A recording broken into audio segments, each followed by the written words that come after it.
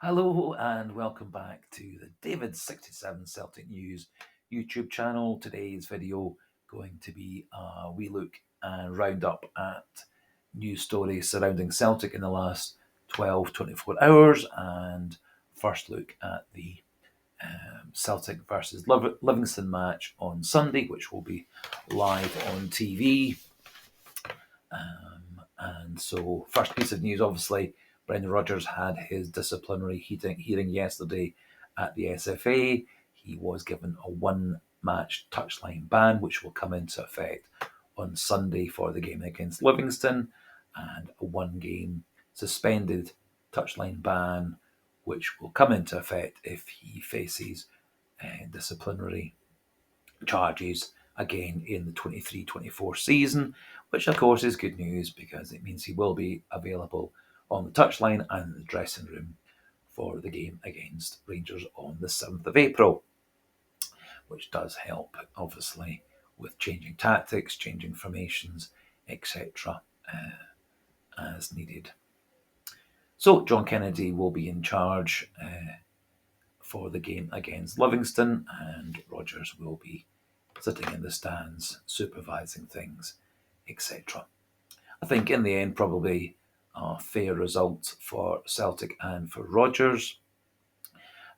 He was guilty, after all, of criticising and calling Don Robertson and primarily John Beaton incompetent, implying that John Beaton also was potentially biased and had been re-reffing the game.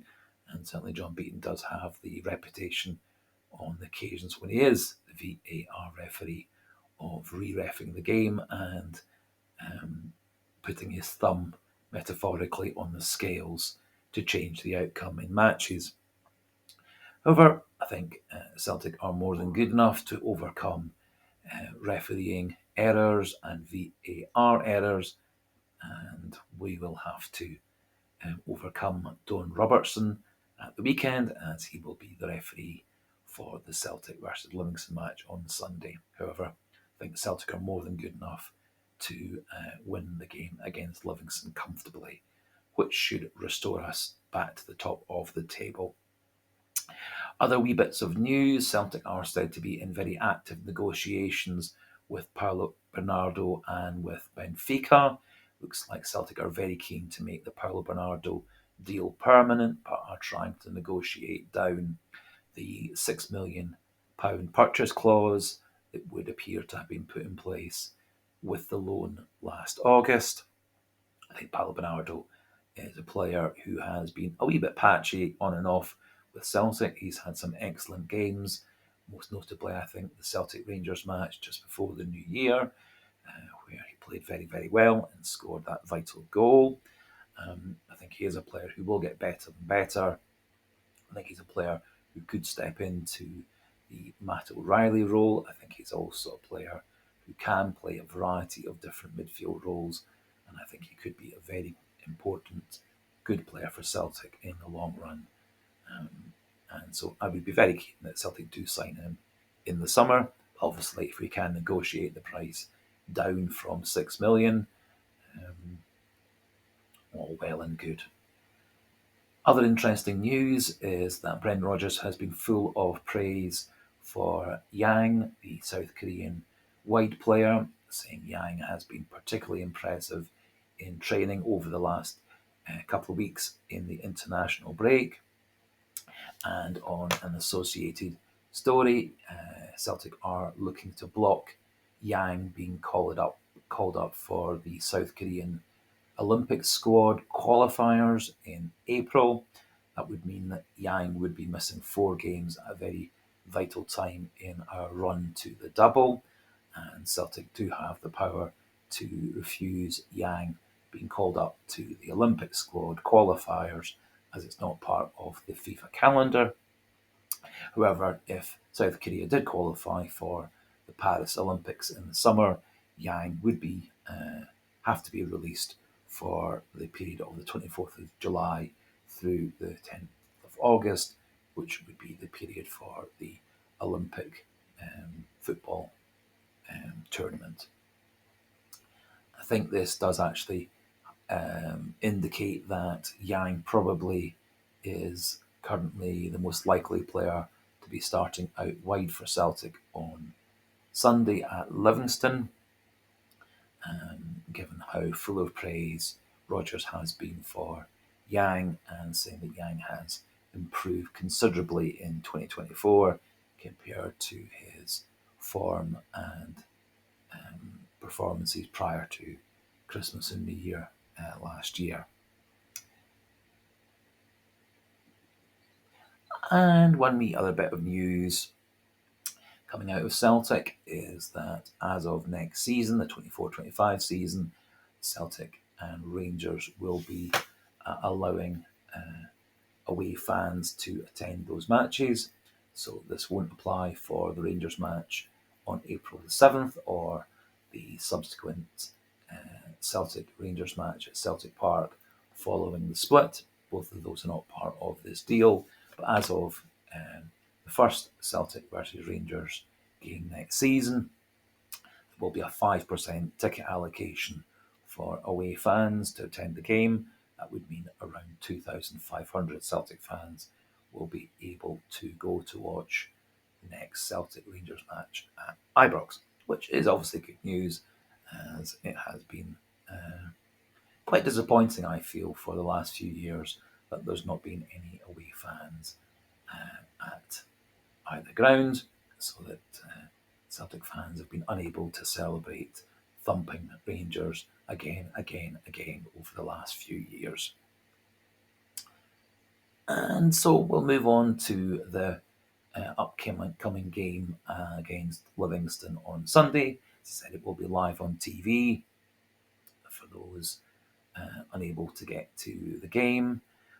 Will be on Livingston's rather dreaded plastic pitch, and I think that might slightly alter the way that Rodgers sets up his team and which players he plays from the start. Celtic obviously have recently a very good record against Livingston. We have won 7 in a row, and in all those 7 games we have scored 2 goals or more, and most recently beat Livingston 4-2 in the Cup, having beaten them 2-0 just before Christmas. And last time we played away at Livingston in the league, we won 3-0, which again, of course, was the game in which Joe Hart, probably a bit harshly, was sent off by John Beaton for his challenge on the Livingston attacker, who was coming in studs up with his boot at waist level to Joe Hart. And the referee and VAR seen things differently. It could easily have been a red card for the Livingston centre forward rather than a red card for Joe Hart. However, no sense crying over spilt milk. Celtic played very, very well with 10 men and went from a 1-0 lead after Rio Hatate's penalty to winning the game 3-0 with second goal by Matt O'Reilly and the third goal late on by Dyson Maeda. So, very much looking for a repeat of those recent successes. Over the last 10 games between Celtic and Livingston, Celtic have got 8 wins and 1 draw and just 1 loss. Last loss was in September 2021 to Livingston. Livingston's recent form over the last 10, 1 win, 3 draws and 6 losses, so they're in quite poor run of form at the moment, and have beaten Celtic only once in the last 14 matches. And over the last 10 matches, Celtic have 6 clean sheets against Livingston and 26 goals for and 5 goals against. So very clearly, Celtic go into this match very much in good form against Livingston, who are in rather poor form. Livingston looking very much searched for relegation, unfortunately, this season, although I won't miss their awful plastic pitch. And one other wee nugget of trivia information: Brendan Rodgers hasn't lost 2 away games in a row in the league. in his Celtic career. We, of course, lost our last away game, which was the 2-0 victory for Hearts stroke John Beaton against us at Tynecastle. And I don't expect at all for Celtic to lose 2 away games in a row. I would very confidently predict a 3-0 victory, at least for Celtic on Sunday.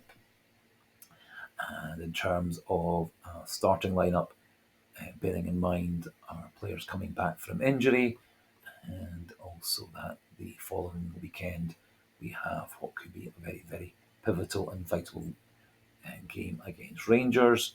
So my starting lineup would be Joe Hart in goal, Alistair Johnston in right back, Cameron Carter-Vickers and Liam Scales in central defence, with Greg Taylor at left back. In midfield, I think we would have Tomoki Iwata in the number 6 role. I think Rodgers won't want to risk Rio Hitati on the plastic pitch at Livingston. I think it's again also a wee bit early for getting Callum McGregor back into the team, and so I think the partners will be Paulo Bernardo and Matt O'Reilly. Out wide, I would go for Yang rather than Kuhn. Doesn't look like Luis Palma is going to be fit for this game, and probably not fit for the Rangers match the following weekend.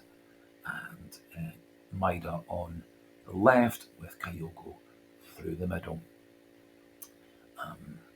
Does obviously give us some players coming off the bench, such as Nicholas Kuhn, Adam Ida, Odin Thiago Home, also potentially Rocco Vata, Daniel Kelly, and would expect that on the bench will be Stephen Welsh rather than Gustav Lagerbielke, as Welsh is very much in Rodgers' flavour of the month in terms of team selections. I would expect if Celtic do get on top nice and early, that he will look to withdraw Cameron Carter-Vickers as soon as possible to avoid any risk of re-injuring Carter-Vickers' rather dodgy leg muscles and hamstrings. So that just about finishes off today's video. As always, if you're new to the channel and enjoy the style and have had a wee look at the other videos on the channel, do click that subscribe button. Keep those subscriber numbers going up and up and up. Make me so happy. Also, please do, if you can, click that like button. It does help with the analytics. And as always, do feel free to pop your comments regarding Celtic, the issues raised in this video, and the Livingston match on Sunday. Do pop those into the comment section. Start the discussions and debates on the channel. So to finish off the video, I just needed to swap cameras as my main camera has broken. So as I said, I'll reply to any comments quick as I can, and we'll do another video tomorrow if there is sufficient news coming out of Celtic's press conferences regarding team selections, player fitness, etc. And hopefully by then we'll have my main camera all fixed. So for today, thanks for watching, thanks for listening. Chat again later. Goodbye and hail, hail.